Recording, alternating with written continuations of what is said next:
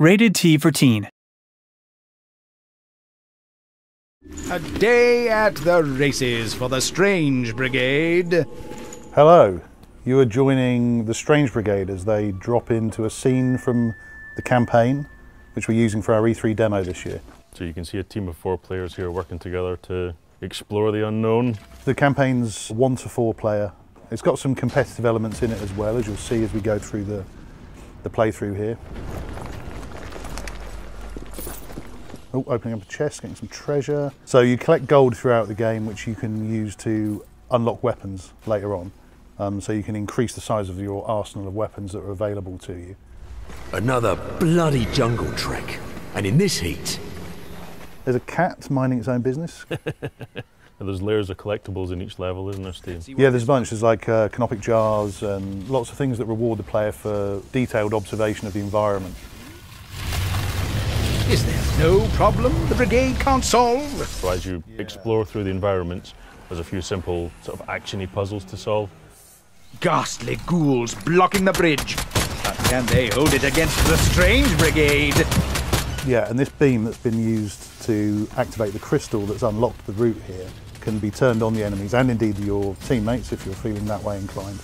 You can see the players kind of tag teaming here, so the guy firing the beam is setting them on fire, which softens them up for a bit of damage, isn't that right? Yeah. The low road, eh? Let's hope the old grey matter is up to it. You can see that we've split into 2 groups here. One group's taken the high path, the other group's taken the low path. One of them's a little bit more puzzly, one of them's a bit more fighty. Blades of glory! I can think of a few good uses for these razor-sharp rotaries. The detail in the levels has like multiple paths as you go through. It rewards lots of replayability in the levels to find everything.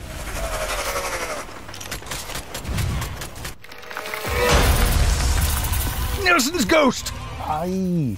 What a convincing scream, Steve. Yeah, it's terrifying. I have seen it like several hundred times, and yet, you know, It fits well. still gets me. Oh, the tone, the enemies, all fits the sort of 1930s serial adventure, rompy adventure that the characters are on. The whole setting and theme of the game is based on these 1930s, 40s adventure serial matinee movies. So it's all deliberately kind of tongue-in-cheek and hokey. It's got a lot of sort of charm and fun. The emphasis is very much on not taking itself too seriously.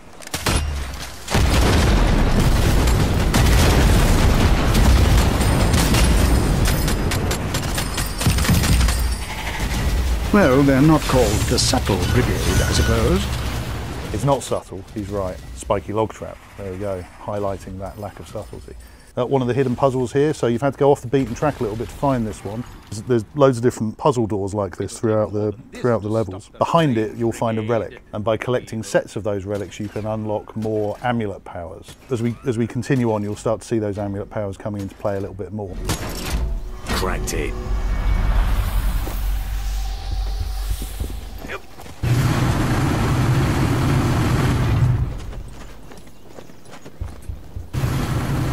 That'll look splendid on my mantelpiece. So we're about to see here the power gems being applied to the weapons. So each weapon has got a different number of slots, and you can use like damage upgrades, but also considerably different effects like ricocheting bullets or ice bullets or fire bullets. And as you unlock more and more powerful weapons, they come with more slots available. The big Gumbananza box!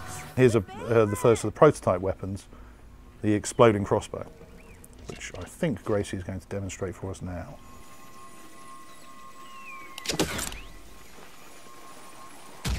Super.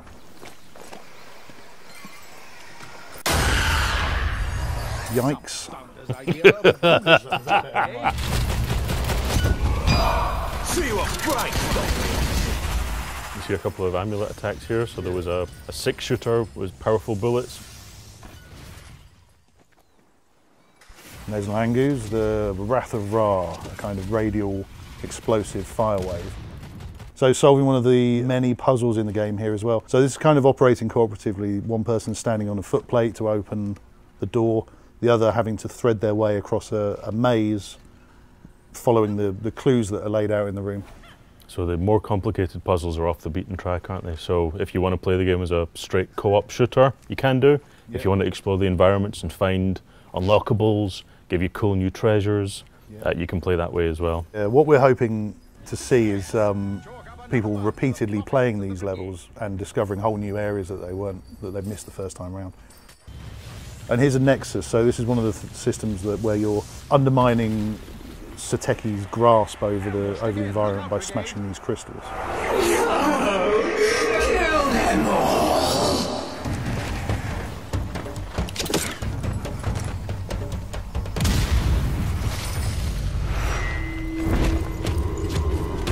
Good Lord, acrobatic assailants! To arms, strange brigade! Introducing the ghouls, nasty, fast-moving, teleporting, horrible. There's Frank with a flamethrower there, that's particularly brutal. I say, they're coming out the ruddy walls now! Gracie's using the chain electricity attack there.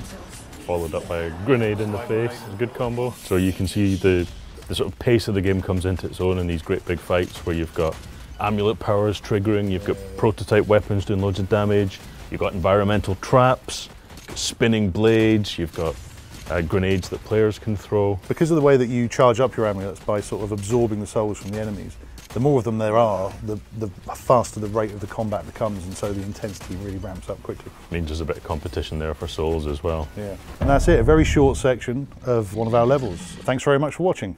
Strange Brigade is available August 28th on Xbox One, PS4 and PC. What massive miscreation is this monstrosity? Darwin's spectacles! How will our heroes get out of this one? Tune in next week to find out in another gripping installment of The Strange Brigade.